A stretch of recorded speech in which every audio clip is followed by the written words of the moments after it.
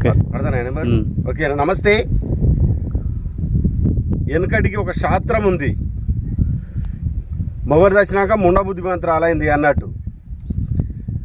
అంటే జరిగే నష్టం జరిగిపోయిన తర్వాత అయ్యో అలా జరిగిందా, అలా జరగకూడదే అన్నట్టుంది ఇప్పుడు తెలంగాణ బీఆర్ఎస్ పార్టీ పరిస్థితి. ఈరోజు మేడిగడ్డ అన్నారం ఈ బ్యారేజీలు తిలకించడానికి వస్తున్న బీఆర్ఎస్ పార్టీ నాయకులకు కాంగ్రెస్ పార్టీ ఒక సవాల్ విసురుతుంది. పెట్టని తల్లి పెట్టకపాయే, పెట్టిన ఒక బూతు మాట ఉంటుంది, అది అనకూడదు, పెట్టిన అని ఒక బూతు మాట ఉంటుంది. అలా ఉంది ఇప్పుడు మేడిగడ్డ అన్నారం. ఇప్పుడు మనం చూస్తున్నది అన్నారం బ్యారేజీ.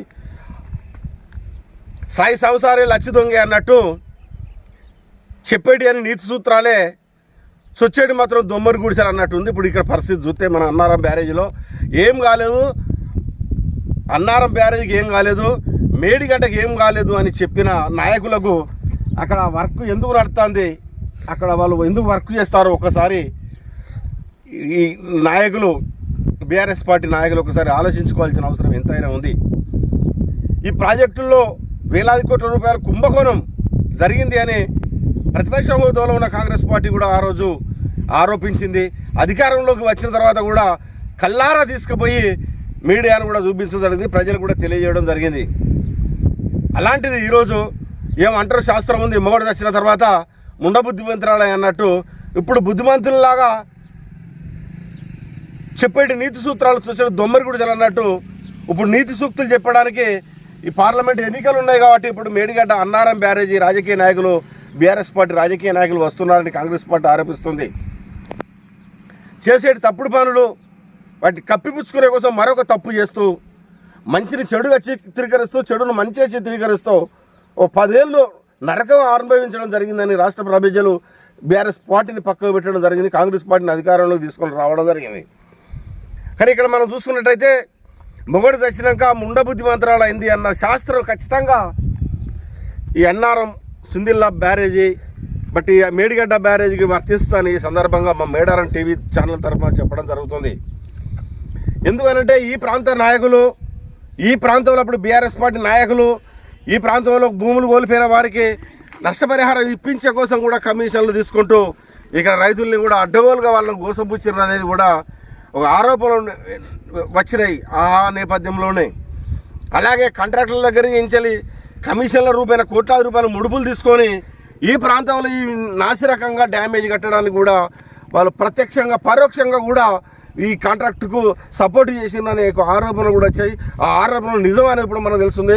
ఇప్పుడు అక్కడ చూస్తాము, అందుకే అవి ఇప్పుడు అక్కడ రిపేర్ చేయడం జరుగుతుంది. అక్కడ అదంతా చిరుకుల కొట్టుక మీద ఒక డ్యామేజ్, ఒక డ్యామ్ నిర్మించినా, ఒక చెక్ డ్యామ్ నిర్మించినా, ఏది నిర్మించినా ఇంత అనాది కాలంలో ధ్వంసం అయిన చరిత్రలు అంటే ప్రపంచ దేశాలలో కూడా ఏది లేదు.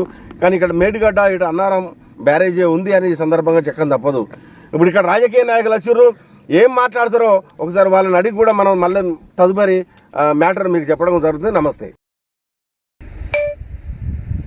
ఓకే నడుతుంది ఇది గీడ ఆనాడు ఊకుంటుంటుంది. ఎస్ ఒక ఈ చెయ్యడం పట్టుకో గంతే.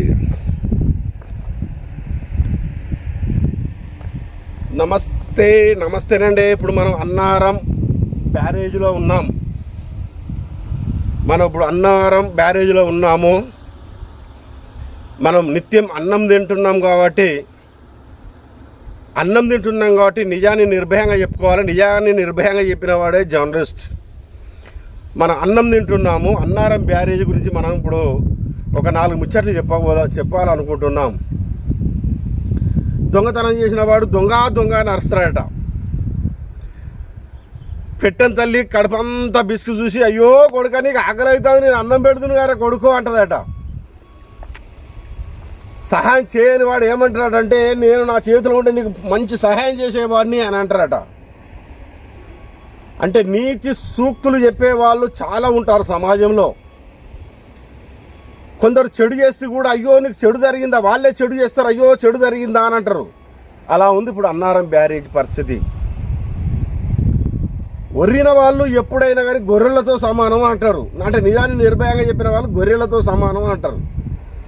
ఇప్పుడు మన తెలంగాణ రాష్ట్రంలో మనం ఎంత నష్టపోయినాము అనేది ఒక్కసారి మనం చూసుకున్నట్టయితే, ఇక్కడ మొన్న వచ్చిన వరదలకు అన్నారం బ్యారేజ్, ఇప్పుడు మా వీడియో జర్నలిస్ట్ చూపించే ప్రయత్నం చేస్తున్నాడు, ఇక్కడ వేసిన పిల్లర్సే లేచిపోవడం జరిగింది.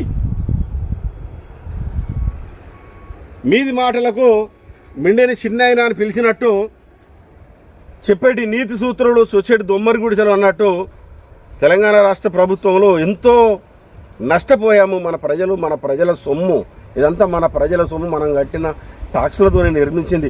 అసలు దీనివల్ల ఏమన్నా జరిగిందా? దీనివల్ల ఏమన్నా ప్రయోజనం జరిగిందా?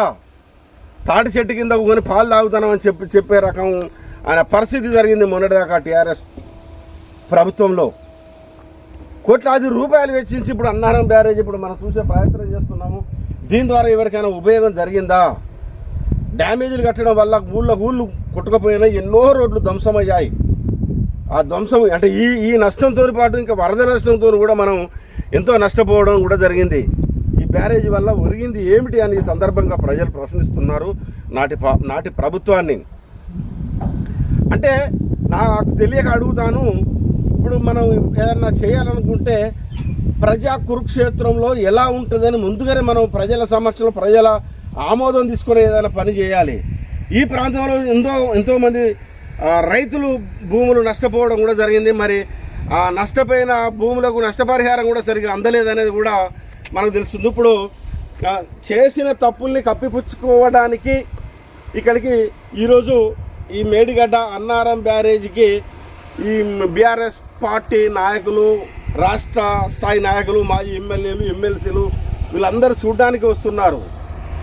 ఎందుకంటే దొంగతనం చేసిన వాడే దొంగ అని అరుస్తాడట, దొంగతనం చేసిన వాడే దొంగ అని అరుస్తాడట. పెట్టిపోయిన తల్లి అంతా పెయ్యంతా పునికి చూస్తుందట, అయ్యో కొడుక నీకు మేము బో పెడతాం కదా అన్నప్పుడు. కానీ అదంతా కాదు, అమ్మ అన్నం పెట్టది అడక్క తిననిది అన్నట్టు. బట్ ఇప్పుడు మనం తెలంగాణ రాష్ట్రంలో చర్చనీయాంశంగా మారిన ఈ సమస్య అంతా ఇంత కాదు. అన్నారం బ్యారేజ్ గురించి రాళ్ళే లేచిపోయినాయి అని అంటే, ఇప్పుడు నేను నిలబడ్డ ఈ గుండు ఇలాంటిది ఇలాంటిది అక్కడ వేస్తారు. ఇప్పుడు అక్కడ మనకు కనిపిస్తున్నాయి ఇలాంటివే వరదకు ఒకటి లేచిపోయినాయి అంటే, ఇలాంటివి లేచిపోయినాయి అంటే రేపు బిడిచి కూడా గాలి సుడిగాలి దుమారానికి కూడా ఈ అన్నారం బ్యారేజ్ కొట్టుకపోతుందని చెప్పడం కూడా ఆశ్చర్యం లేదు. ఎందుకంటే ఇటు చెన్నూరు మంచిర్యాల జిల్లా, ఇటు జయశంకర్ భూపాలపల్లి జిల్లా, ఇంకా కొంచెం అటు మహారాష్ట్రకు ఈ బ్రిడ్జి నిర్మించడం వల్ల ఒక రోడ్డు కూడా అయింది. కాబట్టి వీళ్ళందరికీ ప్రయాణం బాగానే ఉంటుంది. కానీ కోట్లాది రూపాయలు ఇన్ని వరదల్లో కొట్టుకుపోవడం జరిగిందని ఇప్పుడు గింత బండలు లేచిపోయినాయి, అంతకంత అవి లేచి పిల్లర్స్ లేచిపోయినాయి అంటే ఎంత నాసిరకం కట్టిరు. దీనిలో రాజకీయ నాయకులకు ఎంత కమిషన్ వేయింది. ఇక అట్లున్నది మీది మాటలకు మిండని చిన్న అనిపించినప్పుడు ఇప్పుడు ఈరోజు మేము చూస్తాం, మొన్న కాంగ్రెస్ వాళ్ళు వచ్చిర్రు ఎలుగబెట్టిర్రు, ఇప్పుడు మేము వచ్చినాం, మేము ఇప్పుడు కక్క పెడతాం అన్నట్టు వస్తారు. ఇప్పుడు వాళ్ళు వచ్చి ఎలుగబెట్టినట్టు వీళ్ళు వచ్చి కక్కిస్తారట. ఎవరేం కక్కిస్తారో ఎవరు ఎలుగబోతారో కానీ ప్రజలకు మాత్రం అపారమైన నష్టం జరిగింది. రాష్ట్ర ఖజానా ఖాళీ అయింది. ఈ మేడిగడ్డ అన్నారం బ్యారేజ్ ఇంకా కొన్ని ఉన్నాయి, వాటి ద్వారా ఎంతో నష్టపోవడం కూడా జరిగింది.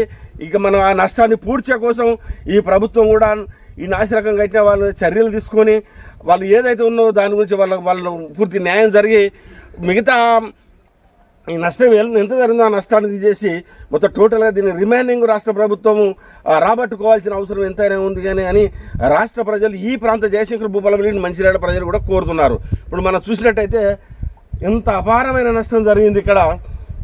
ఆ నష్టాన్ని వాళ్ళు ఎవరైతే బీఆర్ఎస్ పార్టీ అధికారం ఉన్నప్పుడు కట్టిర్రో వాళ్ళు అవే చూడడానికి వస్తున్నారు. దొంగతనం చేసిన వాళ్ళే దొంగ అని అరిచినట్టుంది.